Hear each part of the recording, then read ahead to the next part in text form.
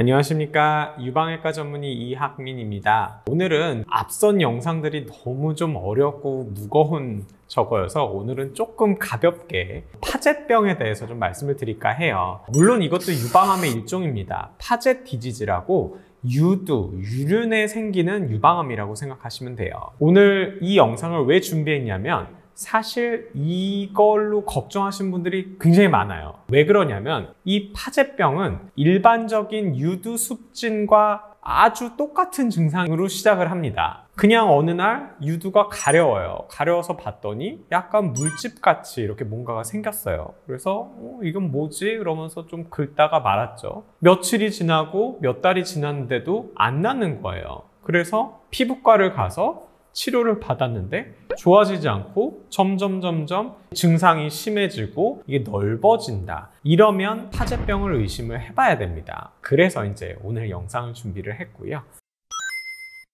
대부분의 유방암은 유관에 생기는 암이라고 말씀을 드렸잖아요. 그러면 유관은 유방 안쪽에 깊숙한 곳에서부터 유두까지 이어지는 관을 말합니다. 그러면 이 관에 어디든 생길 수가 있어요. 그러면 걔네들이 점점 진행을 하고 유관을 타고 이동을 하게 될 때 꼭 유방 안쪽으로만 이동하라는 법은 없잖아요. 그죠? 거꾸로 유두 쪽, 유두 바깥쪽까지 유관을 타고 암세포가 이동할 수가 있어요. 그러면서 생기는 게 이 바로 파제 디지즈입니다. 이것은 암세포가 유두 가까이에 생기면서 유두 바깥에 피부를 침범을 하기 때문에 피부 증상이 나타나게 되고 그게 방금 전에 말씀드렸던 습진이에요. 그래서 가장 흔한 증상은 습진입니다. 그래서 처음엔 물집처럼 뭔가 약간 피도 나는 것 같고 진물도 나는 것 같고 이래요. 그런데 일반적인 습진과 파제병의 가장 큰 차이는 증상의 악화입니다. 보통 피부과적인 질환은 스테로이드 연고를 바른다든지 어떤 약을 먹는다든지 하면 좋아져요. 그러다가 다시 재발을 하고 또 치료를 하면 괜찮아지고 이런 것을 계속 반복을 하게 됩니다. 그런데 파제병은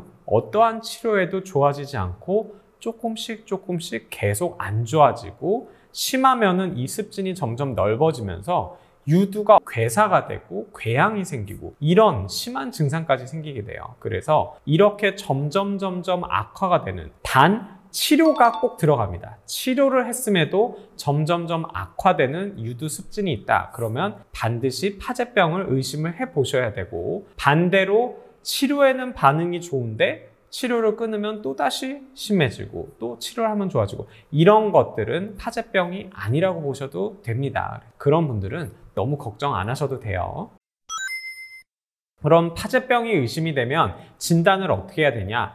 가장 중요한 거는 결국엔 조직 검사입니다. 그리고 피부와 그 병변을 포함한, 그래서 옛날에는 유두를 일부분을 이렇게 잘라내서 같이 보내서 조직 검사를 했고, 요즘에는 펀치 바이옵시라고 일부분만 탕하고 이렇게 조직 검사를 할 수 있는 방법들이 있어요. 그래서 그런 방법으로 확진을 하게 됩니다. 그러면 파제병도 다른 데 전이를 할 수가 있나요? 이렇게 물어보시는 분들이 종종 있는데, 네, 유방암입니다. 유방암이랑 똑같은 거고 단지 깊숙한 곳에 있냐 피부에 있냐의 차이일 뿐이고요. 파제병은 림프절 전이를 잘해요. 그 이유는 피부 바로 밑에 림프액들이 촘촘하게 있거든요. 그래서 파제병인 경우에서는 림프절 전이도 잘합니다. 그래서 반드시 유방암과 똑같이 검사하고 다른 장기에 전이가 있는지 이런 거를 통해서 치료 계획을 세우고, 치료도 유방암이랑 똑같아요. 단 파제병이 있을 때는 부분 절제를 하기가 굉장히 어려워요. 물론 센트럴 럼펙토미라고 가운데만 뽕 빼고 조금 모아서 꿰매주면 약간 낮은 둔덕처럼 되는 그런 방법이 있기는 하지만 저는 별로 선호하지는 않아요. 하지만 어쨌든 대부분 전체 절제, 왜냐하면 유두유륜을 침범했기 때문에 얘네들을 살렸을 때 모양이 별로 예쁘지가 않아요. 그래서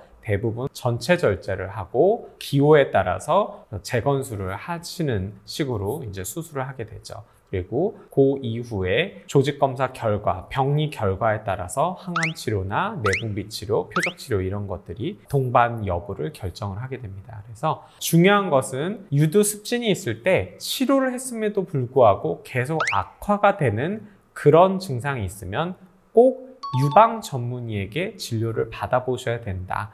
오늘 드리고 싶은 말씀은 이거였습니다. 오늘은 파제병에 대해서 알아봤고 다음 영상에서 또 더 좋은 내용으로 찾아뵙도록 하겠습니다. 감사합니다.